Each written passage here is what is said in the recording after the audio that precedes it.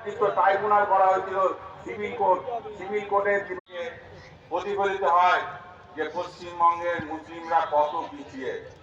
সেই সময় এই ফুরফুরা শরীফের পীরজাদা তহসিদ্দিকী সাহেব রাস্তায় নেমেছিলেন, আন্দোলন করেছিলেন এবং সরকারের পরিবর্তন ঘটেছিল এবং মানুষ বুঝতে শিখেছিল যে আমরা কত অন্ধকারে ছিলাম।